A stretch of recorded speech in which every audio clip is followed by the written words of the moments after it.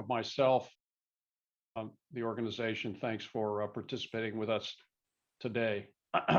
It's my real pleasure to announce that Billy Eppler is the new general manager of the New York Mets.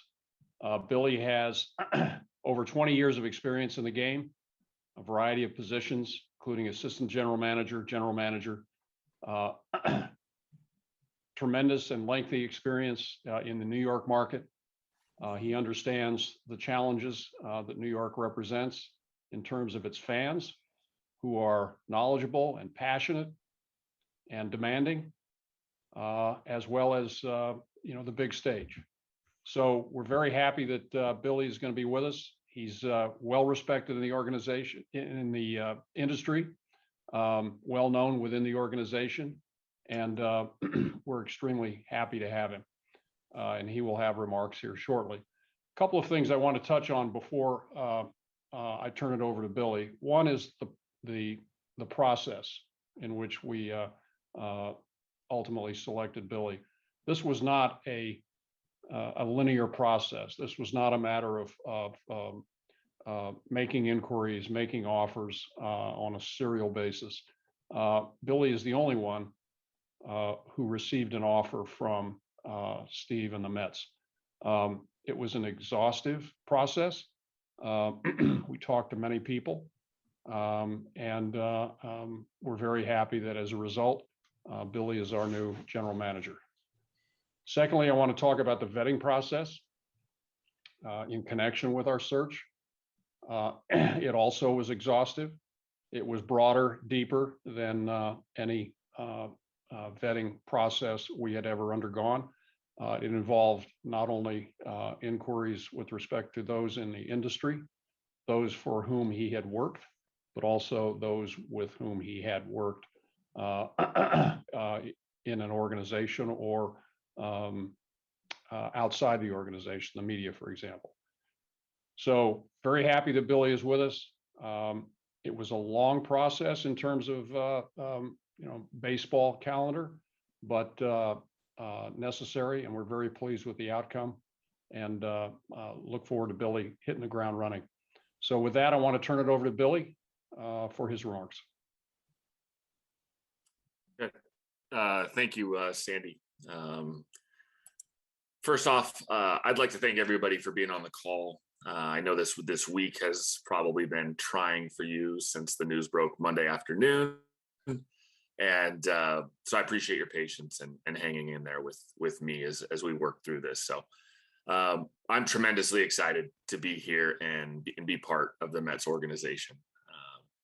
I'd like to thank Steve and Alex Cohen for giving me this opportunity. In our conversations as we went through this process and this dialogue, it was evident every step of the way that they're committed to building a championship caliber organization from top to bottom.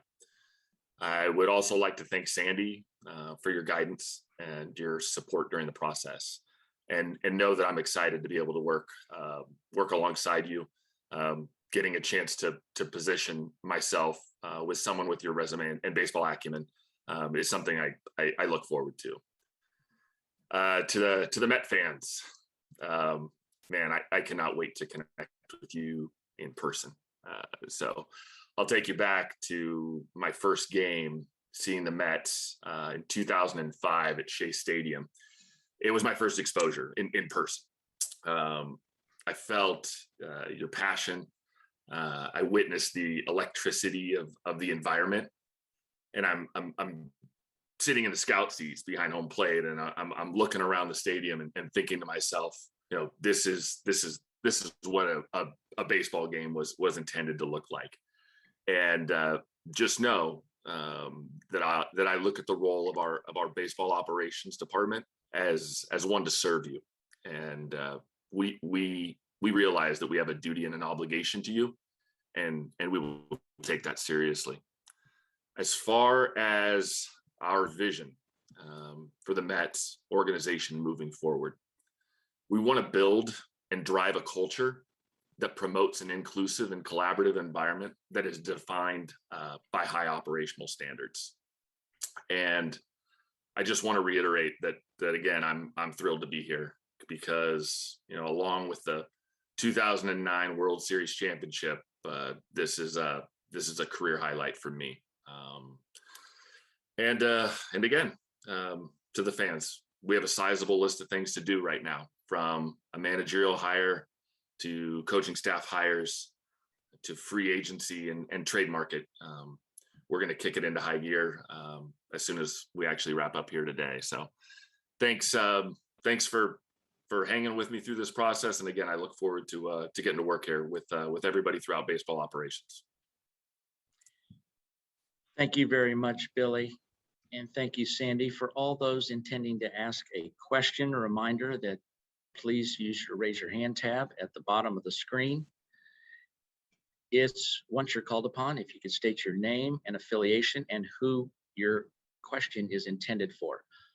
And of course, you've got Sandy Alderson and Billy Eppler, as well as owner Steve Cohen, all available to you.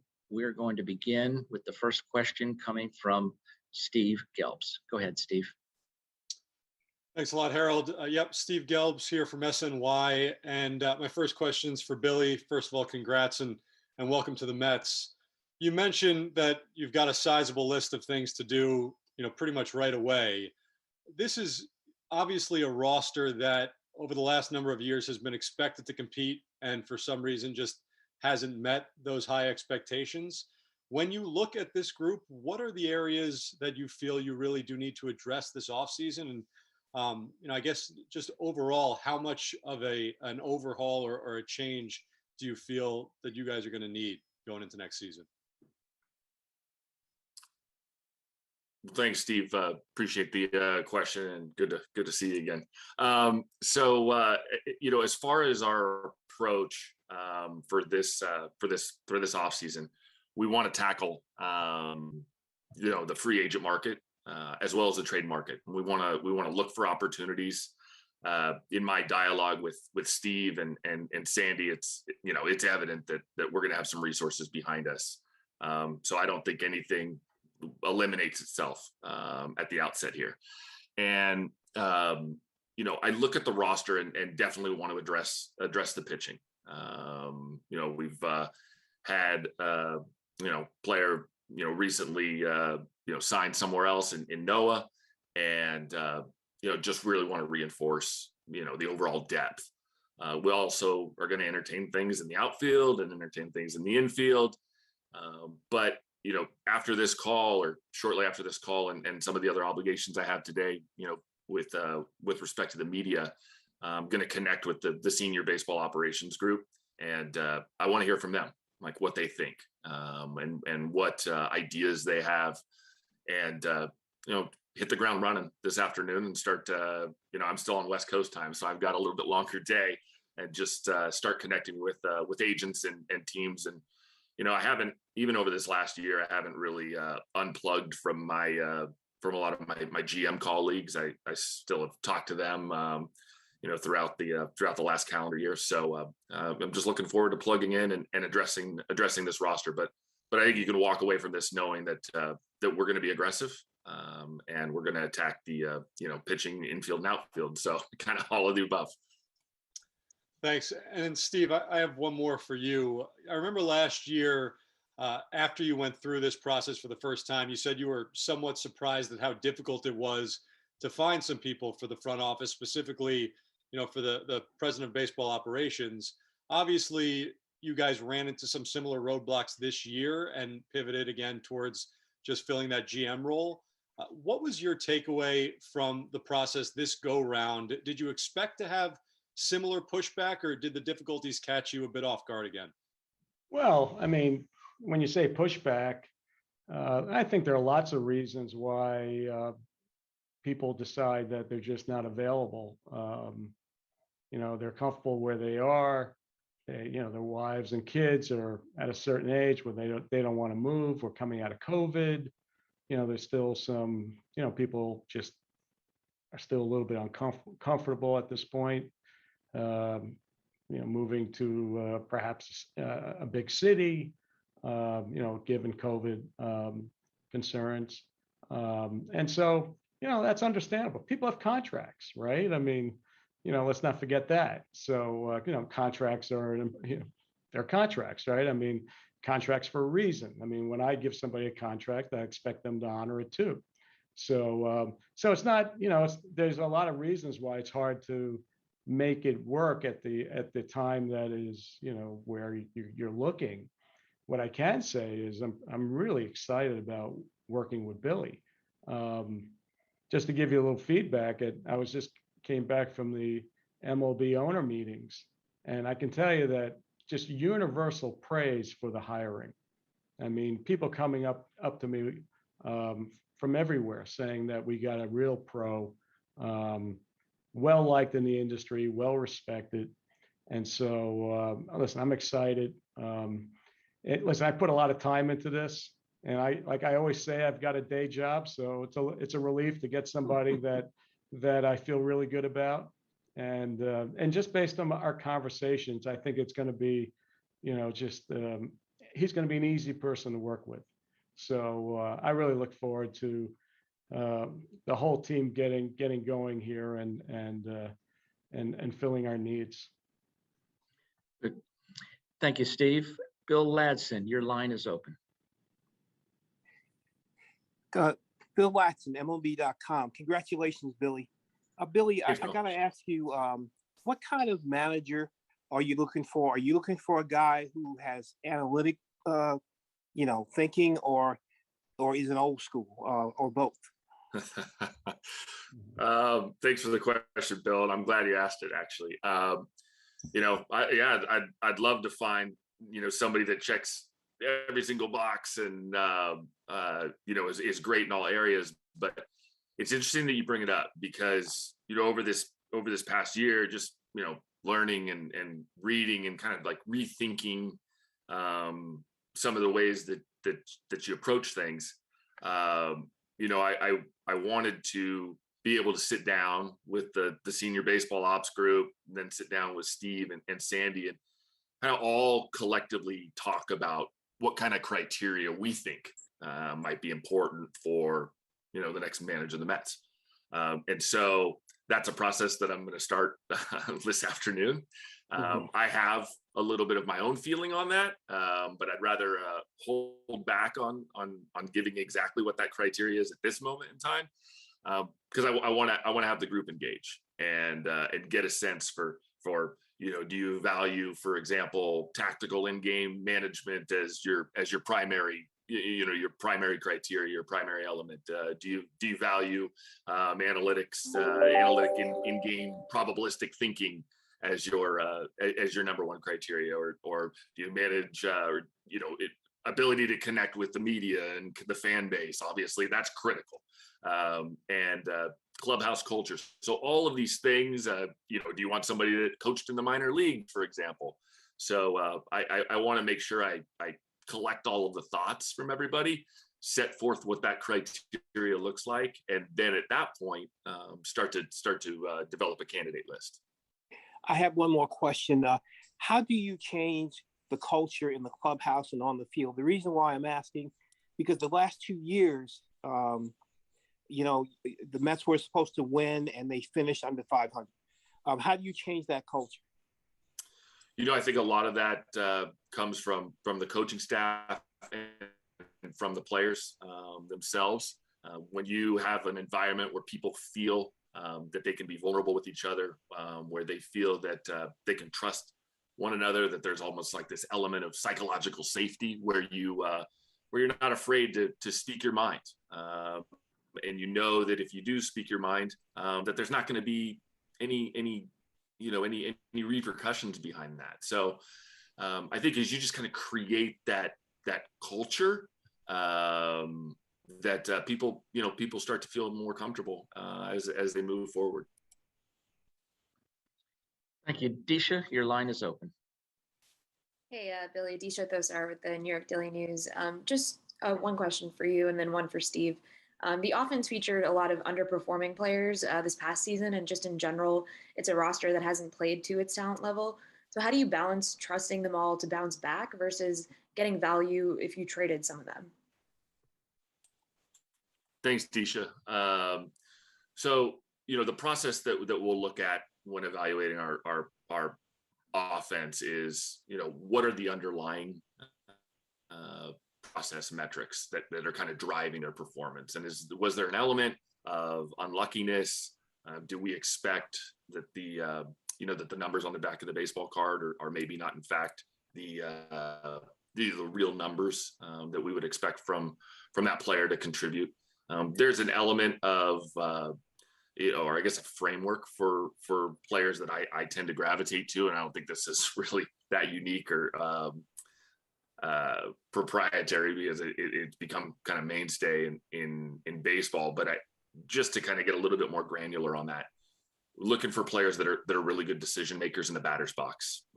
They understand their swing decisions, and if a ball's over the white, that they're ready to attack it. And so a little bit more of a patiently but aggressive approach at the same time. And obviously, as far as team building is concerned in general, we're just going to try to really grow the run differential of the club as much as we can.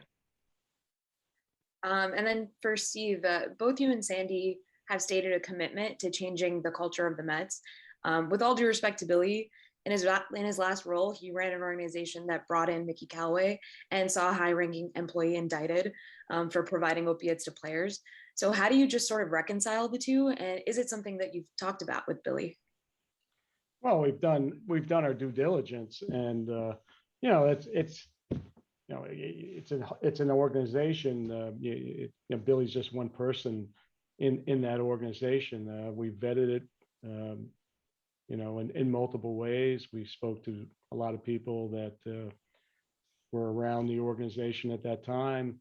We spoke to people within baseball, and we're incredibly comfortable with Billy and his decision making and his ethics and his integrity. Thank you, Steve. Dave, we'll come to you next. Your line's open. Hey, Billy, congratulations and welcome back. Thanks, Dave. Good to see you. To this side of town anyway. Billy, with a lockout looming, we've seen some push in the industry already to get some players signed, and I think there could be some more. Do you feel that you have to kind of get moving on some player acquisition? And that said, can the manager hire wait? Because you are looking at a situation where there could be a transaction freeze. And do you feel an urgency to do the player side first and maybe worry about the manager side later on? Great question, Dave. And again, good to see you, man. Last night I was starting to get a lot of texts from agents, and I responded to a lot of them saying you'll hear from me today. So yeah, I'm going to plug right into that. Absolutely. And, look forward to engaging with those guys again on their players. And, as far as the manager process, I don't expect it to be done overnight, or even be done in the next week. And I know we're about to embark on a holiday week, but, starting to have those conversations and carve out time, each day to meeting a candidate, I think could be done simultaneously, just as you manage your time. Connecting with like I said, connecting with these agents, though, will be going on this afternoon. Great. Thanks, Billy. And just one more for Sandy and Steve, if I could. Sandy, I know you described this position as potentially a one-year runway. It's not now. It's a 4-year deal for Billy, obviously. What did that change? You feel a lot more comfortable now giving Billy kind of a full autonomy to run the baseball situation that maybe you didn't before you talked to him and decided that he was the guy? Well, first of all, I think the 1-year runway may have been misunderstood. I think that originally this offseason we were looking for 2 hires. We ended up with 1, as we did last year. And as I told Zach Scott last year, there's an opportunity here for a year at least to establish yourself, to grow, to the point where we may not even do a search a year from now for an additional person or an additional person above the general manager role. So we will have a year's experience, and Steve and I will take a look at that at the end of the season, and Steve will make a decision about the direction he wants to go. But Billy has lots of opportunity here to establish himself, to grow, and have an impact on that decision a year from now. Thank you, Sandy. Ed Coleman, we'll come to you next. Your line's open. Hey, Billy, welcome back to New York. Thanks, Ed. You come from a scouting background, and analytics are becoming much more important in the game as well. But how do you weigh the eye test as an evaluator with the numbers that you're provided with every day, and to try to get the right blend?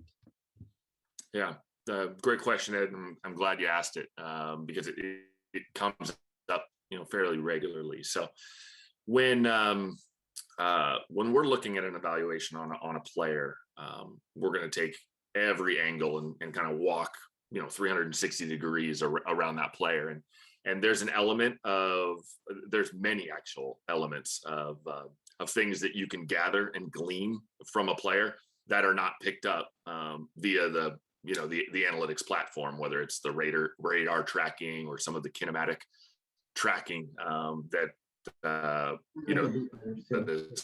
is available in the game now. But ultimately, watching how a player responds and how a player behaves to certain game situations, how their body reacts to things, those elements can never be incorporated via the analytic platform. One of my mentors in Gene Michael, who was very very instrumental in kind of teaching me or growing me just outside of the traditional qualitative assessment where you talk about hit for power and run and field and throw, et cetera, but really taught me about trying to evaluate a player's concentration or focus. And I've used this comparison a number of times that he would look at hitters a lot in the on deck circle and try to see how they were approaching or how they looked in the on deck circle, and then how their body perhaps reacted to pitches or how an infielder moved. And so when I say how an infielder moved, I'm not just talking about how quick they move, but how soon they move or an angle that they take to the ball. And so taking those qualitative assessments and finding a way to formalize them, put them down on paper, and then integrate them with some of the information that you're getting that's more quantitative based, such as spin rates and batted ball trajectories and all these things. And when you can really put all of that together and then spit out a projection for a player, I think that's when you feel that you have all the tools at your disposal. And so that's kind of the process for evaluating a player that we'll go through. Thanks.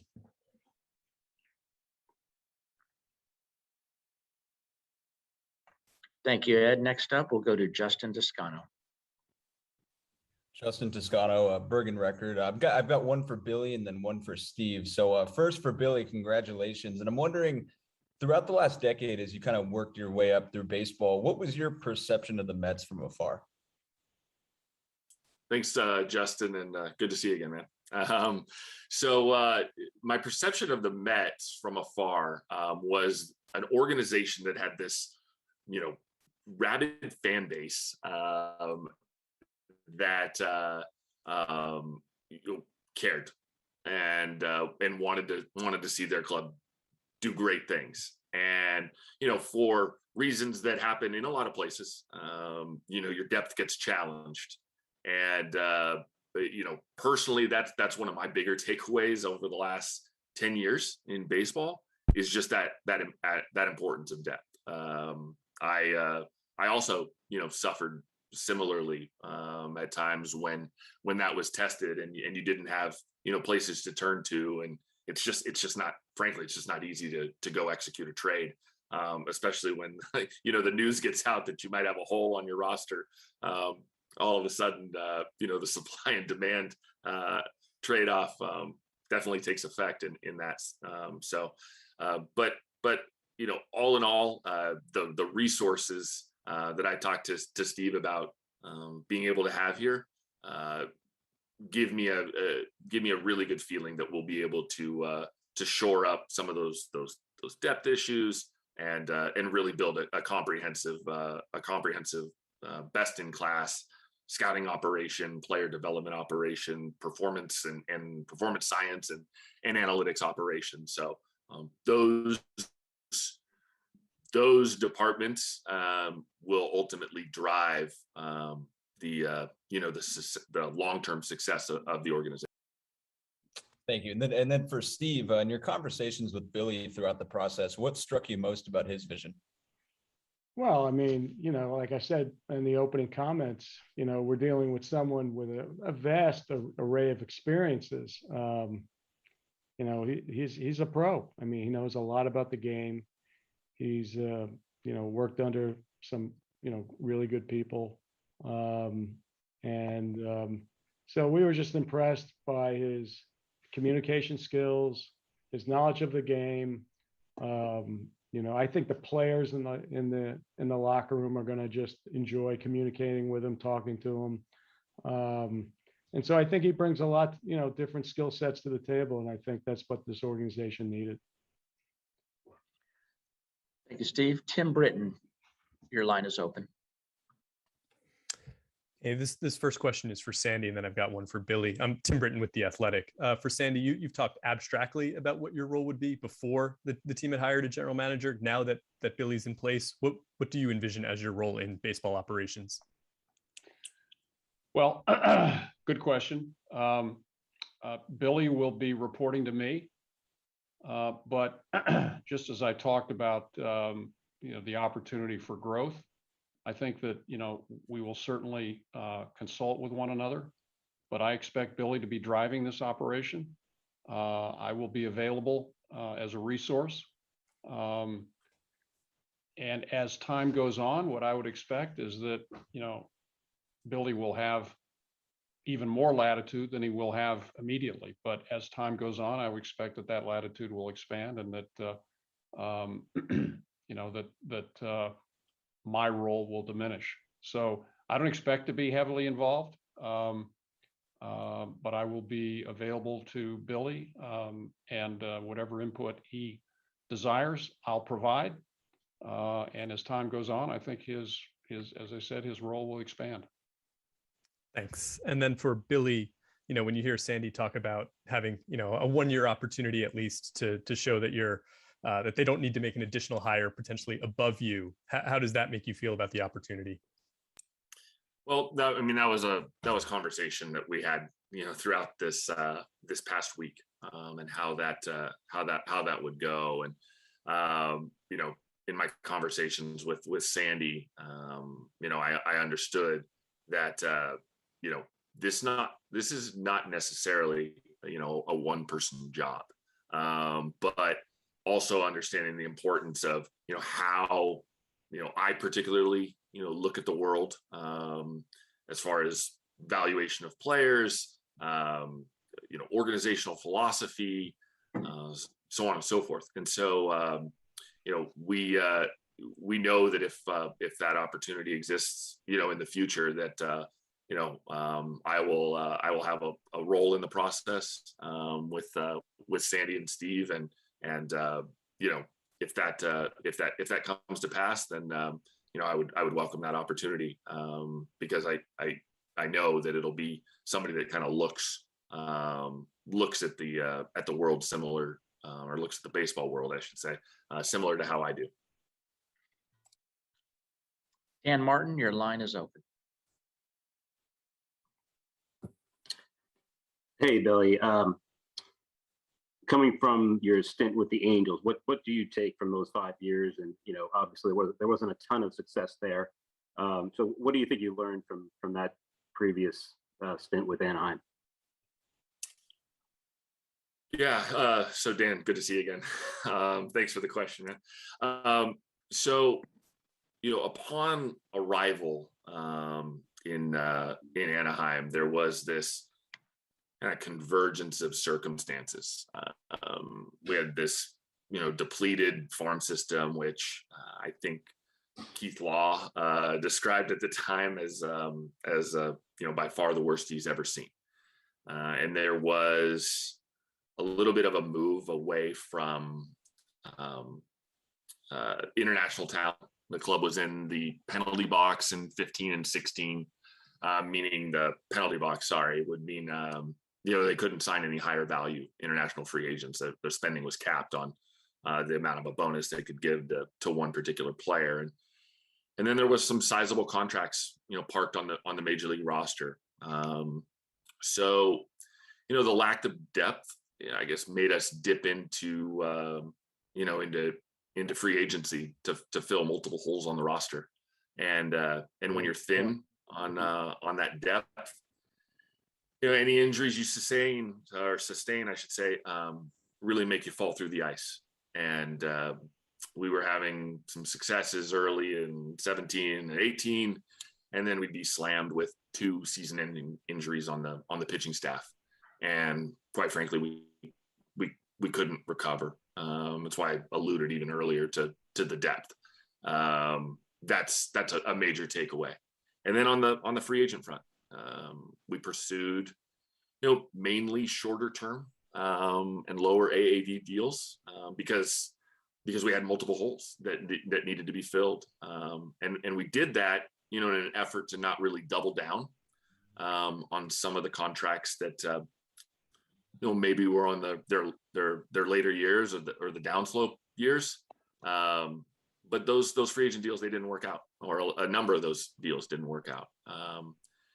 And it was done, I guess, in position, or it was done in an effort to position the club for real spending capability in 2020 and 2021, et cetera, as some of like the prospects that we took in 16, 17, 18 drafts might be able to merge in. So, I didn't think at that moment in time in free agency that, if I reflect back on 17, 18, 19, that we really had a real, chance to kind of overtake Houston. So played a little bit of a safer, and didn't want to burden the organization long term. But like I said, a number of those free agent deals didn't work out. So my biggest takeaway is the importance of depth. That would be, at least as far as constructing a major league roster. That's my biggest takeaway. And from the Callaway hiring, I mean, when you reflect on that, based on what happened, is there anything that you can take from that, going forward and in the process of going through candidates, whether it's for managers or anything else? Yeah, I mean, the industry in general, as Sandy and Steve alluded to, has a vetting process that's evolved, and we have greater resources because of it. In general, the Angel organization has been asked and have answered for it. And there's not really anything more specific I can add today. Just that, like I said, that industry vetting process has evolved. Tyler Kepner, your line is open. All right. Hey, Billy, good to see you again, man. Congratulations. Hey, Tyler, good to see you too. My question is for Steve. What did you learn from this, first full year, at the head of the Mets, and how do you think your role will change or evolve compared to what it was this year? Yeah, I think the major learning was if you're going to be in first place for 100 days, try to do it at the end of the season, not the middle of the season. I mean, that would be helpful. Listen, it's a first year. There's a lot of learnings. I'm just getting acquainted with baseball, getting up to speed on the language, getting up to speed on, just all the little intricacies. I mean, for an industry that's not a big industry, there's a lot of moving parts in running a baseball team, whether it's analytics, whether it's technology, whether it's all sorts of player development and health, and so there's a lot of moving parts here, and which is why it's really important that we build all of these areas out and find the best and brightest, and it's what is my job? My job is to provide the resources, find the people who can run these areas with Sandy, and find these people, so and then let them do their thing. Okay, I mean, it's not my job to dictate who the players are going to be. My job is to, when they come to me, is to say, yeah, let's do it. Let's spend on this. Let's make this trade. I agree. But I want to delegate out to my people. I want to give them a lot of rope, and let them make decisions. I mean, ultimately, if you're going to interfere in every decision, it's not going to work. At least that's how I've run my other businesses, and that's done well. And I expect to run it the same way here. And that's sort of the plan. You're not going to fix everything the first year. I call it a little bit of a treasure hunt. As you go through the organization, you find things that you need to fix, and that's sort of what I would have expected coming into an organization that was under-resourced, and we're in the process. We've made progress last year.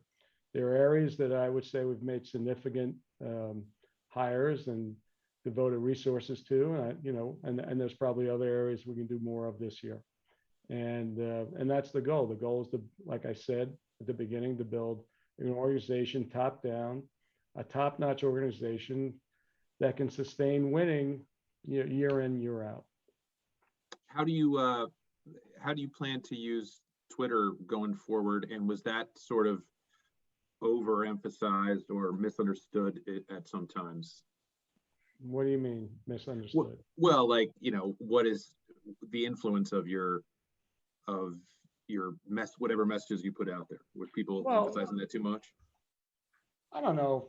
I mean, it's hard to say. Maybe it was novel, right? I mean, owners haven't really done much of that, and so it was new. It was novel. It was also I was trying to connect with the fans, and I actually think I was pretty successful at that. I think just getting feedback from people from the ballpark and around the area saying, yeah, they really enjoy it. They actually appreciate that type of interaction with the owner. Twitter's a tough place to do it in general because it tends to be combative, as you know. All of you who are tweeting out there, you can imagine, what the comments are, and so it's a tough place to get your message across. And so we'll see. I mean, I'm a busy guy, and there was a lot of that was during COVID, and and so I'll continue to tweet, probably not as much as I did previously. Especially during the search, I wanted to respect the candidacies of the potential, people we were talking to, and didn't want to make it a public search. And so didn't want to turn this into a game of some kind. Now, in the end, the media is interested in finding out what we're doing. And so it becomes a public search, and I was trying to keep it as private as possible. So, I try to stay off of Twitter as part of that. And so now that's over, I'll probably get back on and give it another shot and see how it goes. But, we'll see. I mean, I think people like it, so why not keep going? Next up will be Ryan Field.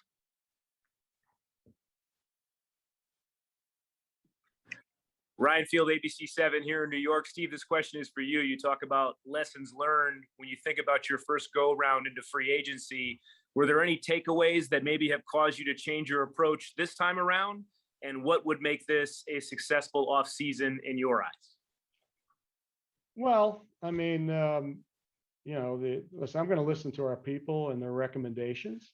They're going to be, I expect to our budget today, without even signing anybody, is already at 185 million or so. So, and we have, if we're going to find the right type of talent, it's going to probably be either trades with other clubs or free agents. We don't really have a lot in our farm system to supplement what we need. And so it's going to require probably spending. And that's what's going to happen. And I've let Billy know that I'm willing to, for the right deals and the right free agents, to go and get the players we need. We want to be competitive, right? We want to win our division and be in the playoffs and get deep into the playoffs, right? So if we've got to field a team that has the ability to do that. And so I've let Billy and Sandy know that it's whatever they need, and I'm open to their suggestions and recommendations, and I mean, the goal is to put a very competitive team on the field. Brad Heller, your line is open. Brad Heller, WCBS 880. This question is for Billy. First of all, congratulations. Sandy mentioned your experience in New York as being a big part of a big positive on your resume in landing this job. Looking at that experience, what do you take away? What specifics that you think can help you in this position? Thanks, Brad. So New York, magical place. Awesome. I came here in 2005, and I was born in Southern California and did some time in Connecticut for college, and a little time in Denver, a little time in Tampa, and then I got to New York, and it was something. Big buildings, and, it's intimidating. It makes you feel really small. But as you go and you learn and evolve, the city starts to teach you. I think the city teaches patience. I think the city teaches resiliency and humility. And there's really no other place like it. And it's special. And I missed it. I didn't miss an opportunity to come back if my former club was playing out here. Because I did. I missed the city. And so you learn about how the fans care about their club. And you see the gear as you're walking through town. You see the replay maybe on the up on the TV if you're walking back to your apartment or back to your home, and you just feel this. I started to feel this sense of responsibility to the fan base, that they're wearing the gear, they're watching the games, they're completely invested. So you have a duty to them. And it felt like this just awesome responsibility. And that's my takeaway from New York, is that I have this responsibility, and this whole baseball operations, our players, we just have this responsibility. And it's fun to have it and to plug in. So that's kind of my takeaway from my time in New York. And one more, if I may, your experience on the other side, on the agency side for the couple of months, learn any tricks of the trade that might help you as you start making those phone calls, maybe even later today and over the next couple of weeks? Yeah, maybe a couple. No, actually,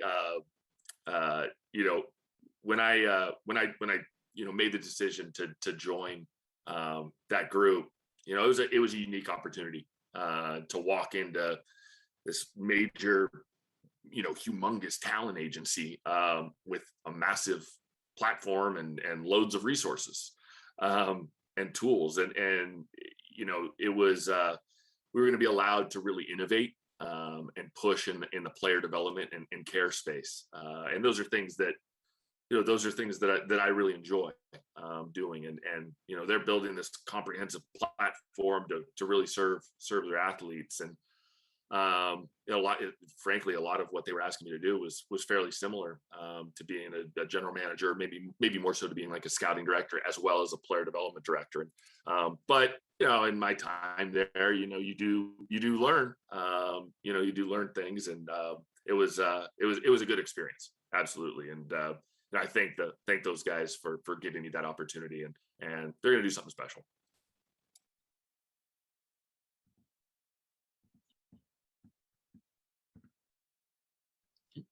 Randy Miller, your line is open. Hi, Billy. Last night, Brian Cashman talked about you getting the job, raved about the job you did working for him. I'm wondering what you learned from Brian, and also what are your thoughts on being the rival GM to him now? And the Yankees and Mets haven't made many trades over the years. Because of your relationship, could you possibly see more talks of trades coming down the road? Thanks, Randy. It's interesting that you bring that up because, over the years, we never made any trades, even when I was with the Angels.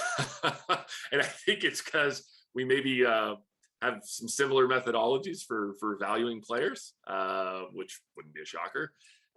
And so, I'm not really expecting to do a lot of transactions, but as far as the dialogue, we have a regular dialogue. I think even over the past year, we don't go a week without talking to each other. And he was a tremendous mentor to me, and somebody that means a lot. So just in as far as like what I learned there, being there for 11 years and having the success that we did, I just walked into I just approached that job as much of a sponge as I could be, right? There were so many people there to learn from throughout that organization. I mentioned Stick and Damon Oppenheimer and Mark Newman and Donnie Roland, and just people that were leading different departments and kind of understanding how they looked at things, and then really working in lockstep with Michael Fishman and trying to integrate our processes for qualitative evaluating and quantitative evaluating. And so I just take so much of kind of just the operational methodology away from there, and look forward to to continuing to evolve and grow from those experiences. But as far as Brian's impact on me, it's been monumental, and I appreciate him for that. Thank you, Billy. Barry Bloom will come to you next. Hi guys, nice to see you all again. Billy, congratulations. I think it would be remiss for me to not congratulate you on the evolution of Ohtani and where he went this year. And you were the guy who took the chance on him with a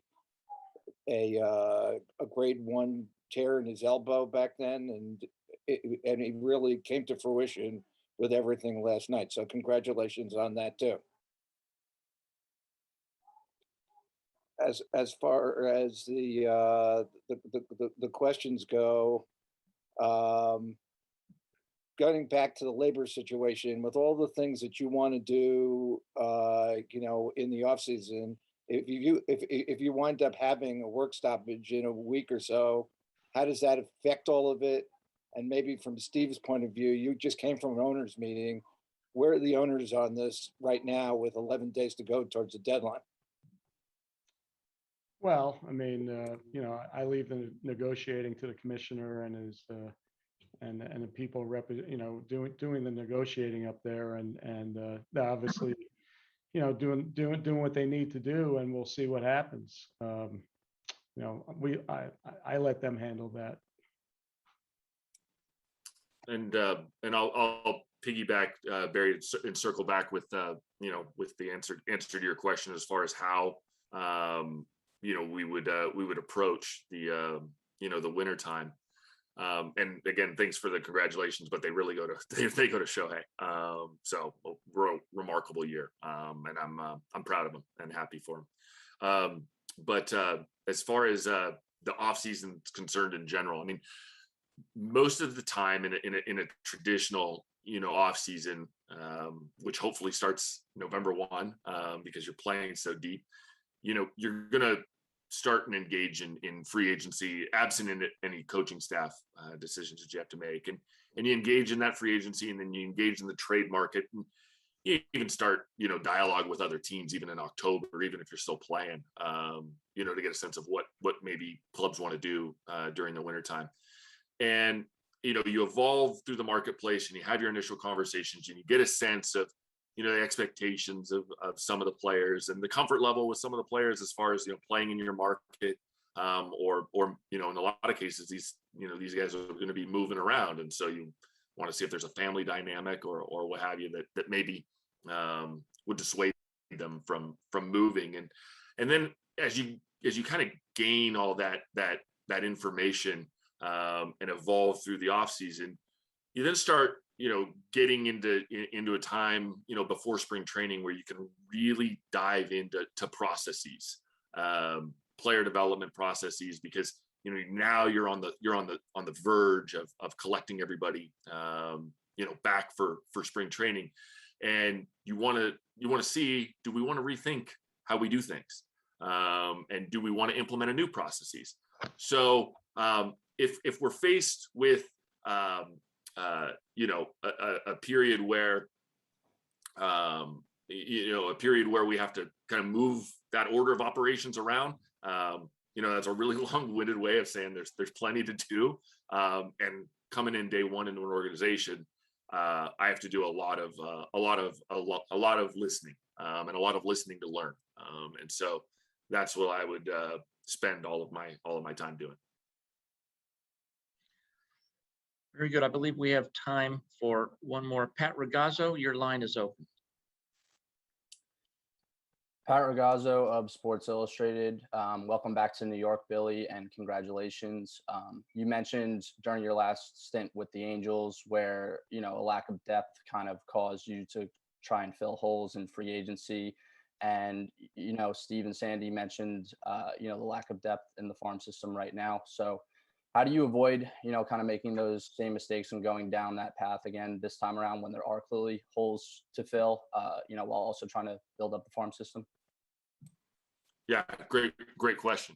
And thanks, Pat. Good to see you. So ultimately, there's some strength in this farm system. As I looked at it, there's a number of guys that are top 100 prospects, but we don't want to move them. And in the conversations with Steve and getting a sense to understand our resources, we'll be able to take a little bit bigger swings in free agency. Like I alluded to at the start, I don't think anything's ruled out right now, and so that's gonna provide a little bit more operational runway to look at potentially a different class of player in free agency, and just so we can talk a little bit more in detail on the organizational trajectory and maybe what we're going to try to do, is we really want to center our framework for decision making here around maximizing our cumulative World Series odds over a long-term time horizon. So what that means is like, a great team maybe starts the season with this 15-16%. I'm talking like the best team, maybe a 15-16% chance of winning the World Series. And then you have these really good teams that are probably going to be over around 10-12% chance of winning the World Series. And if we make our decisions in service of maximizing and building those odds, and we build that over this several year time horizon, then we create sustainability. And then the free agent spending can be born more out of opportunity than necessity. And so making those decisions and having the organizational discipline to avoid impulsive decisions that maybe give up, large amounts of future World Series odds in exchange for some smaller gains right now. We want to avoid those decisions. And so a way to do that is to make sure you hold on to the prospects that you have, which, in turn makes you have to invest a little bit more into free agent spending. And, that's, I know Steve, talked about his job and his role in that. And it's the toughest role because, he's got to sign the front of the check. And so we want to make sure that we're making really good decisions on how to invest that. Billy, with that, we will conclude our press conference. We'd like to thank you, Steve and Sandy, for participating and thank everybody for joining today's call. This will conclude today's Zoom, and we look forward to seeing and speaking to everybody down the road. Everybody stay well. Thank you.